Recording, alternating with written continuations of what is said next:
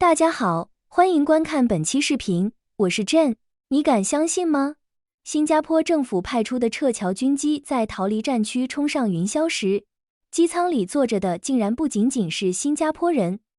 除了咱们的同胞，你还能听到澳大利亚人、文莱人、印尼人、菲律宾人，甚至还有斯里兰卡和越南人的交谈声，这简直不可思议，对吧？很多人第一反应是，新加坡是不是太圣母心泛滥了？在那种生死攸关的撤侨关头，把宝贵的空位分给外国人，这到底是图什么？其实，千万别把这看作简单的善举，这是一场极高明的外交博弈。你想想，在那种封锁区，机场关闭，局势瞬息万变，能把这一大群来自不同国家的公民平平安安带出来，这背后需要多强大的外交斡旋能力？这简直就是一次完美的新加坡速度展示。新加坡通过这种行动，在国际社会构建了一个极其清晰的形象。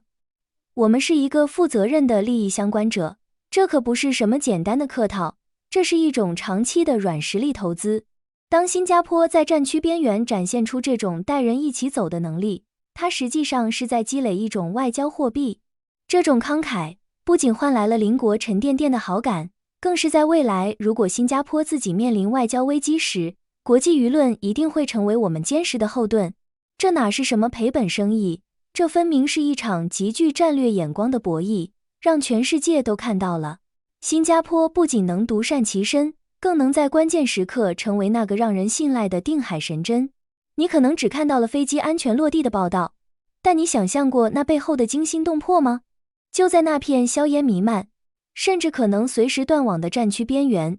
有一群人正处于生死时速的边缘，他们就是新加坡外交部，也就是大家常说的 MFA 危机响应小组。你能想象那种窒息感吗？机场关闭，雷达监测不到信号，所有的通信几乎中断，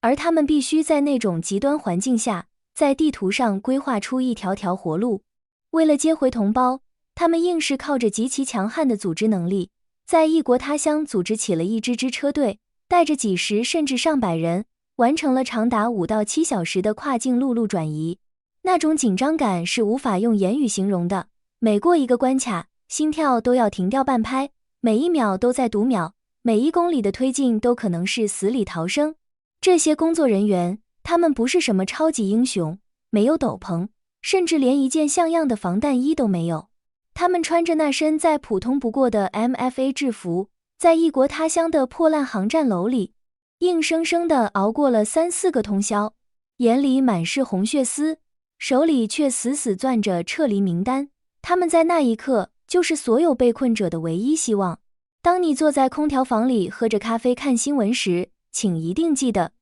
正是这群隐形英雄，用他们的专业和血肉，在乱世之中筑起了一道撤离的防火墙。这种无名英雄的付出，才是新加坡傲立于世的最硬底气。有人说新加坡是一个保姆国家，什么都管，连你在海外遇到困难，都有国家像保姆一样把你接回来。但换个角度想想，这种所谓的保姆式保护，难道不是每一个新加坡人努力工作、拼命打拼的底气来源吗？因为你知道，哪怕你远在天涯海角，只要你拿着这本护照，这背后就有国家在为你兜底。这其实是一种极其深厚的社会保障感。这就好比你出门在外，你知道家里无论发生什么，都有一个坚强的港湾随时为你敞开。这种心态，让新加坡人在面对外部挑战时，反而多了一种敢于闯荡的自信。我们不需要在异国他乡胆战心惊，因为我们有那份笃定的安全感。那么，我想问问大家，如果在海外遇到了突发危机，你对那本红色护照最深层的期待是什么？是希望它能让你免签出入，还是希望在绝望的时候，那抹红色能成为带你回家的唯一通行证？这种归属感，远比那些免签国的数量重要得多，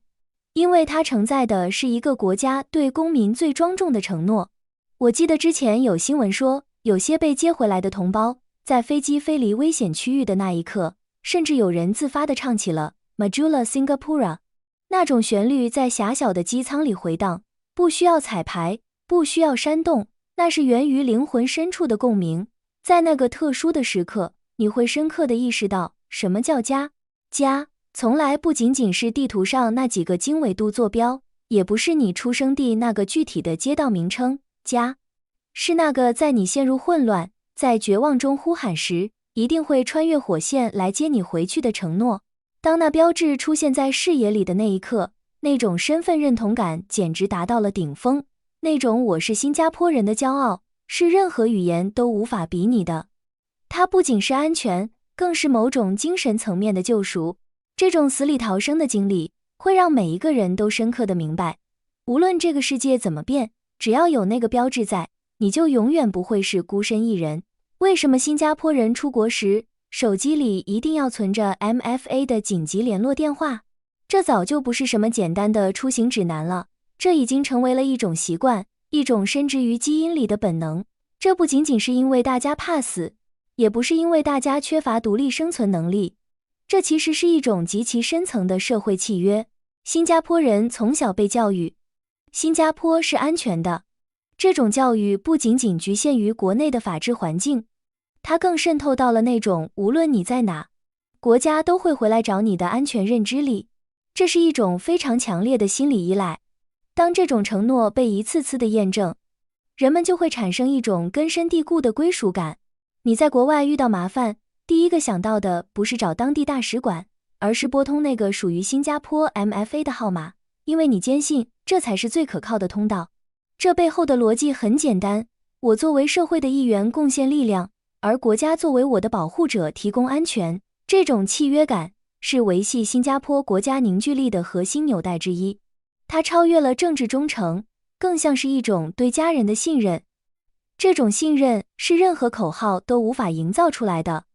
它是通过无数次撤侨行动、无数次危机干预积累出来的沉甸甸的现实。这种心理依赖其实就是新加坡在动荡的世界中保持内心安宁的最强防线。大家一定要明白，这绝不仅仅是一次简单的顺路待人。在东南亚这片错综复杂的局势下，新加坡将极其宝贵的席位分出来，这其实是一次非常有力的亚细安团结体现。试想一下，撤离名额在战区就是命，新加坡把有限的席位分享给邻国和友国，这是一种什么样的胸怀？这简直是雪中送炭。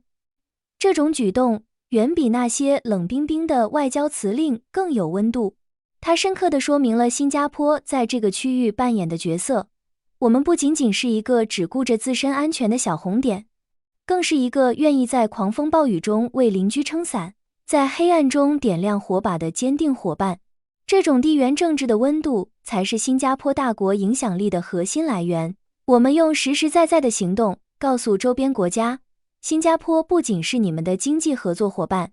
更是你们在风浪中的避风港。这种角色转换，从追求生存的小红点变身为关照周边区域的大家长，展现出了新加坡外交的顶级艺术。那么，看到这里，你是不是也感受到了这种外交行动背后的深远意图？你认为新加坡在未来还能通过哪些方式继续强化这种邻里之间的互信与支持，